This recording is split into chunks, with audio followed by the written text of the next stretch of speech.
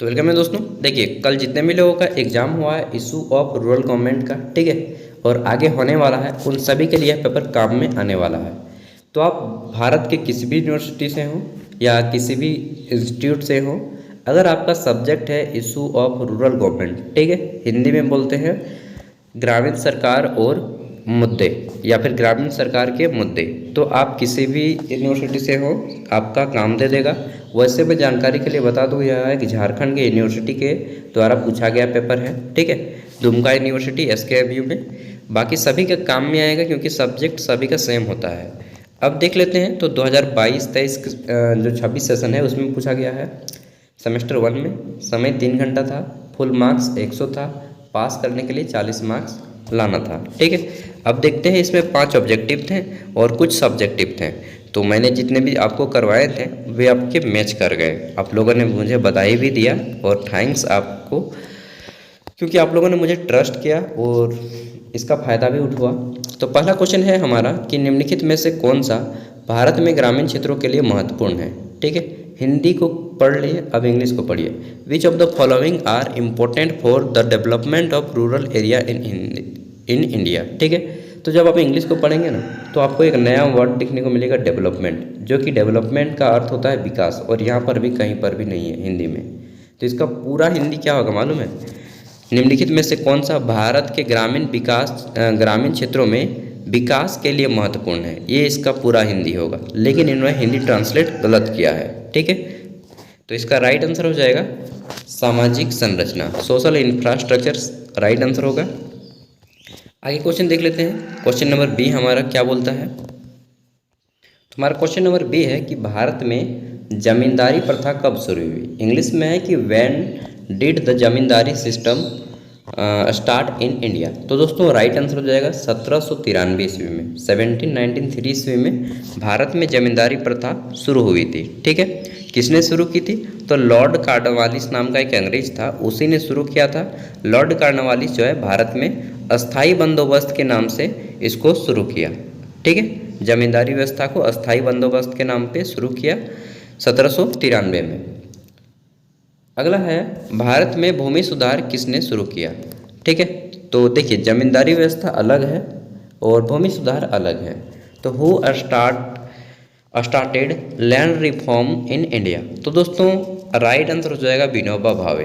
पूरा नाम है विनोबा नरहरि भावे। इनके नाम से एक यूनिवर्सिटी भी चलती है झारखंड में, विनोबा भावे हजारीबाग यूनिवर्सिटी, ठीक है।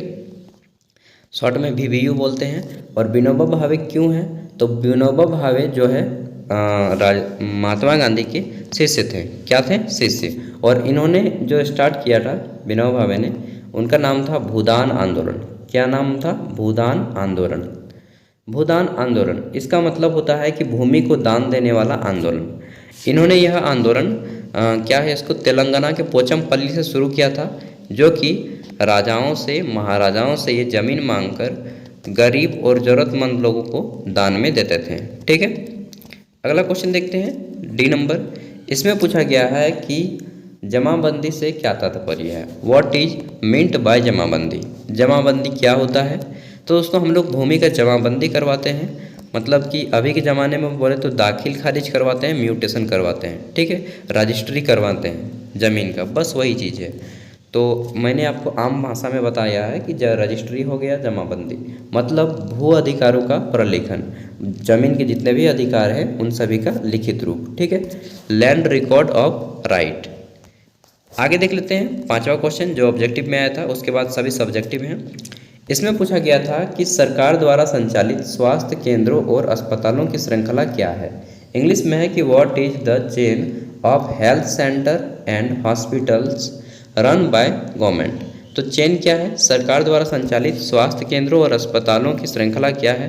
पहला है शहरी स्वास्थ्य सेवा, दूसरा है सार्वजनिक स्वास्थ्य सेवा, तो यहीं पे मिल गया हमारा ग्रामीण स्वास्थ्य सेवा।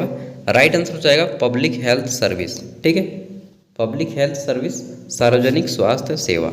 यहाँ पे और एक है रूरल हेल्थ सर्विस, ग्रामीण स्वास्थ्य सेवा। तो दोनों का ही अब यहाँ पे देखिए एक कन्फ्यूजन हो गया कि सरकार द्वारा संचालित स्वास्थ्य केंद्रों और अस्पतालों की श्रृंखला क्या है, ठीक है। तो चेन हो जाएगा राइट आंसर। जहाँ तक मुझे लगता है सार्वजनिक स्वास्थ्य सेवा है, बट इस क्वेश्चन में थोड़ा सा कन्फ्यूजन भी है, ये ग्रामीण स्वास्थ्य सेवा में, तो आप लोग इसमें थोड़ा सा देख सकते हैं, ठीक है। बाकी जहाँ तक राइट आंसर मुझे लगता है पब्लिक हेल्थ सर्विस होगा, ठीक है। अब देख लेते हैं 5 नंबर क्वेश्चन, क्वेश्चन नंबर 2। ये 5 मार्क्स का है एंड 5 मार्क्स वाले जितने भी क्वेश्चन आपके एग्जाम में आते हैं, इसका आंसर आपको कितने वर्ड में करना है? 100 शब्दों में, मतलब कि एक खड़ा पन्ना का एक साइड, एक खड़ा पन्ना में 2 पेज होते हैं, ठीक है। चाहे कोई भी सब्जेक्ट हो, आपको 5 मार्क्स के लिए इतना ही लिखना है। पहला है ग्रामीण विकास कार्यक्रम क्या है, इंग्लिश में है कि what is rural development programme, ठीक है। 3 नंबर है कि ग्रामीण विकास में भूमि सुधार क्या है, इंग्लिश में है कि what is land reform in rural development, ठीक है। अब देखिए यहाँ पे ग्रुप बी शुरू होता है। क्या शुरू होता है? Group B. ग्रुप बी में जो है आपको यहाँ पे लॉन्ग आंसर टाइप क्वेश्चन के आंसर करने हैं, यानी कि 20 मार्क्स वाले क्वेश्चन के आंसर करने हैं, ठीक है। अब देखिए यहाँ पे हमारा पहला बोला गया है कि किसी 4 का ही आपको आंसर करना है। कितने का? किसी 4 का ही आंसर करना है भाई, जो आप सकेंगे उसी 4 को करेंगे। यहाँ पे टोटल आपके 6 क्वेश्चन दिए गए हैं, ठीक है, लॉन्ग आंसर टाइप में, जिसमें से किसी 4 को करना है। अब देखिए यहाँ पे हमारा पहला क्वेश्चन क्या है, तो पहला क्वेश्चन है कि भारत में ग्रामीण विकास योजनाओं की व्याख्या करें, इंग्लिश में है कि explain the rural development scheme in India, ठीक है।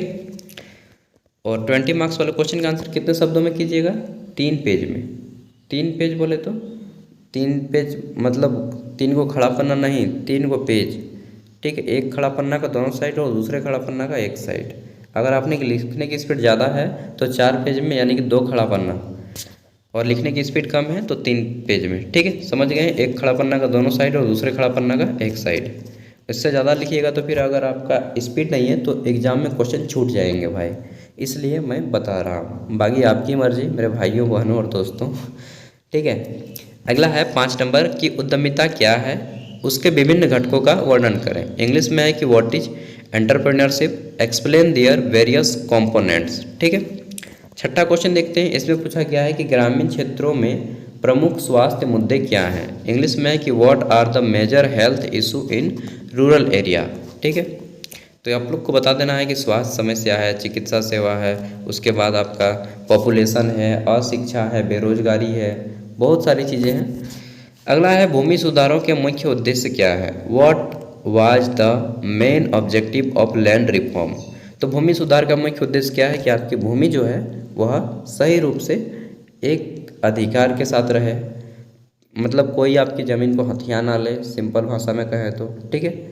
और इसमें क्या होता है कि लड़ाई झगड़ा भी कम होता है। देखिए झारखंड, बिहार, यूपी कुछ ऐसे राज्य हैं जहाँ पे जो है ज़मीन विवाद ना बिना सर फोड़े नहीं सॉल्व होता है यार, ठीक है। तो आप लोग के घर में भी अगर ज़मीन का विवाद होता होगा तो देखे होंगे कि कितना लड़ाई झगड़ा होता है, ठीक है। इसलिए ये सारी चीज़ें, लड़ाई झगड़ा कम हो, विवाद कम हो, ताकि भूमि सुधार जरूरी है, रजिस्ट्री जरूरी है, ठीक है। अगला है which scheme were implemented for land reform in independent India, ठीक है। हिंदी में हो जाएगा कि स्वतंत्र भारत में भूमि सुधार के लिए कौन कौन योजनाएं लागू की गई हैं, ठीक है। तो आप लोग बता सकते हैं कौन कौन सी योजना लागू की गई है स्वतंत्र भारत में भूमि सुधार के लिए। नेक्स्ट क्वेश्चन है 9 नंबर। इसमें पूछा गया था कि ग्रामीण विकास कार्यक्रम में प्रमुख समस्याएं क्या हैं, और इंग्लिश में है कि what is the major problem in rural development programme. देखिए अब मैं कुछ चीज़ें बताने जा रहा हूँ, ध्यान से सुनिएगा।